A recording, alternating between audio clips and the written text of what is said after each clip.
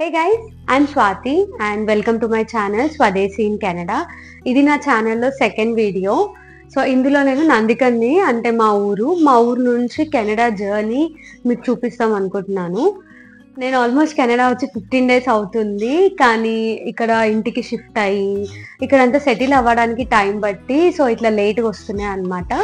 But ఇప్పటి నుంచి అన్ని జల్దీ అప్లోడ్ చేయడానికి ట్రై చేస్తుంటాను.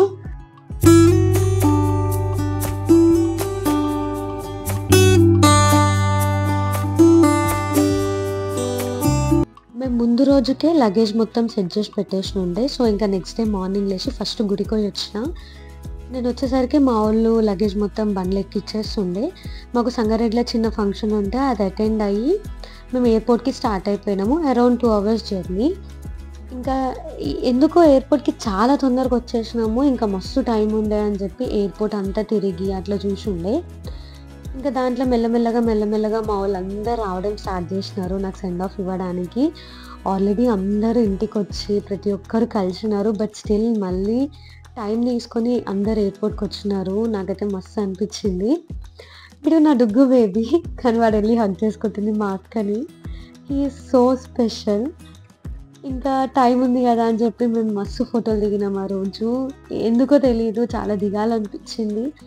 ఇంతమంది ఉన్నందుకేమో అంత ఎమోషనల్ అవ్వకపోయినా యూనో అదొక రకమైన ఫీలింగ్ ఆ రోజు మొత్తము. కానీ నాకైతే వీళ్ళందరినీ చూసి ఎంత హ్యాపీ అనిపించిందో నిజంగా. ఇప్పుడు అవన్నీ గుర్తు చేసుకుంటే ఎంత లక్కీ అనిపిస్తుంది. ఫ్లైట్ రోజు నాకు ఫీవర్ ఉండే, గొంతు గులబడి ఉండే. నేను పొద్దున్నుండి అసలు ఏం తినలే అని చెప్పి పాపం మా అమ్మ ఎయిర్పోర్ట్లో నిలబడి నాకు మామిడి పండు తినిపిస్తుండే. ఇక్కడ వరకు అంతా మంచిగా ఉంది. ఇక్కడ నుంచి స్టార్ట్ అయ్యి అందరు ఎమోషనల్ అవ్వడము. మా అమ్మని అయితే అసలు సంధానించలేకపోయినాము.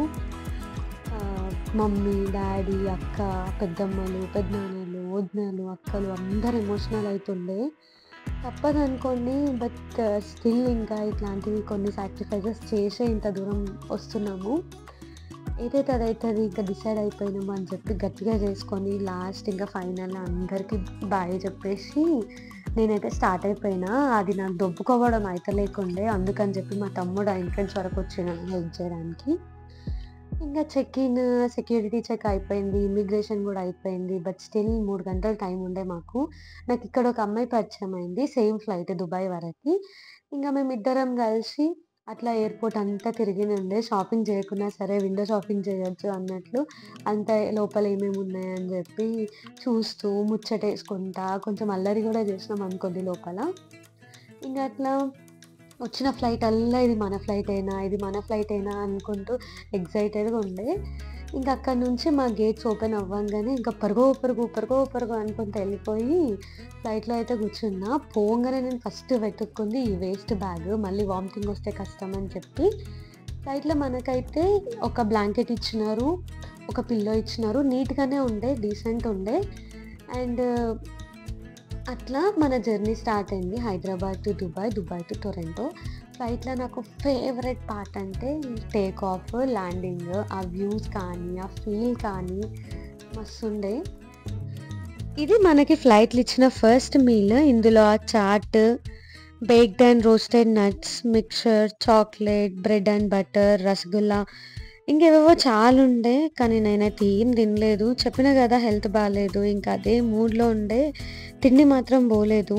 పొద్దునుంచి ఏం తినలే, ఏదో ఒకటి తినాలనుకున్నా కూడా అస్సలు తినబుద్ధి కాలే.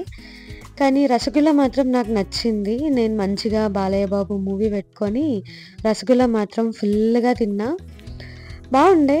అండ్ వామ్ వాటర్, ఎందుకంటే నాకు థ్రోట్ బాగాలేకుండే.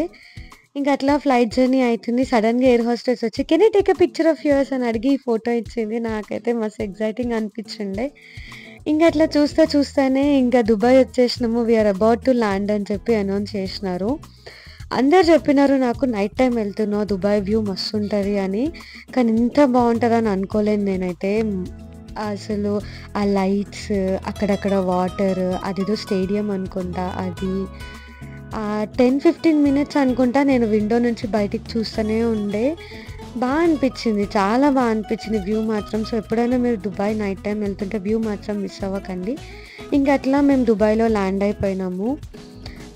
ల్యాండింగ్ అప్పుడు కొంచెం అనీజీగా అనిపించింది ear pain and all. But other than that everything was good. Dubai airport ఉండే చూడండి, ఏం చెప్పాలి, అబ్బా సెట్ ఉండే అసలుకి. ఇక్కడ ఒక టెర్మినల్ నుంచి ఒక టెర్మినల్కి వెళ్ళడానికి మెట్రో తీసుకోవాలి. సో ఇంకా అట్లా మెట్రో ఎక్కి నేను టొరంటో వెళ్ళే టెర్మినల్కి వెళ్ళిపోయి అక్కడ సెక్యూరిటీ చెక్స్ గట్టిగానే అయినాయి, అంతా సెట్ చేసుకొని కూర్చున్నాము.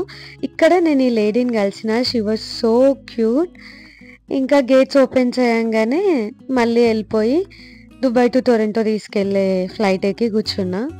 ఈ ఫ్లైట్ బాగుండే, ఇట్లా మధ్య మధ్యలో లైట్స్ చేంజ్ చేసుకుంటూ మంచి కోజీ ఎన్వైర్న్మెంట్ క్రియేట్ చేసి ఉండే. నేను సోలో వెళ్తున్నా కాబట్టి ఇక్కడ నుంచి ఇంకా వెళ్ళంగానే హ్యారీ పాటర్ మూవీ పెట్టుకొని, నైట్ అయిపోయింది అప్పటికే, మూవీ చూస్తానే నేను నిద్రపోయినా. ఎంతవరకు చూసినానో ఏం చూసినానో కూడా తెలియదు, చాలా నిద్రపోయినా. మంచి నిద్రలు ఉన్న నన్ను ఎయిర్ హాస్టెస్ వచ్చి బ్రేక్ఫాస్ట్ టైం అని లేపి మరీ బ్రేక్ఫాస్ట్ ఇచ్చింది. Idli, uthappam, fruits and all బాగానే ఉండే. కాఫీ మాత్రం గలీజ్ ఉండే.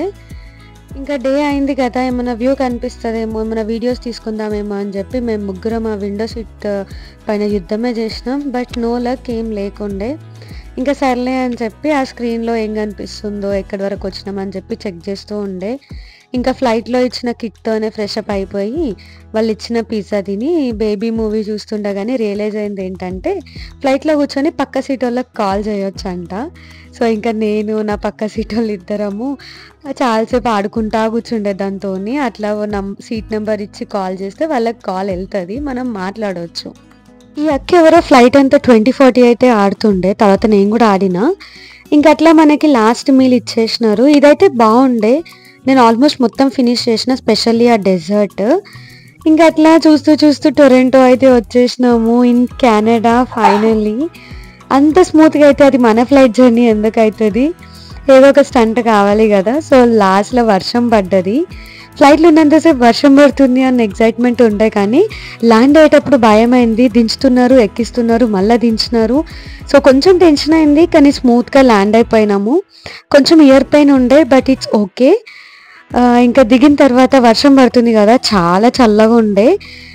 నేను ఇమిగ్రేషన్, స్టడీ పర్మిట్ ఇవన్నీ వీడియో రికార్డ్ చేయలేదు because of the security reasons, కానీ నాకు ఆల్మోస్ట్ 4 hours పట్టింది.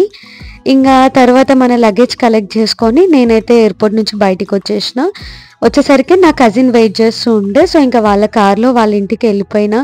కొత్త కంట్రీ, కొత్త ఎక్స్పీరియన్సెస్ ఉంటాయి ఇప్పటి నుంచి అన్న ఎగ్జైట్మెంట్తోని అట్లా నా జర్నీ అయితే ఫినిష్ అయిపోయింది.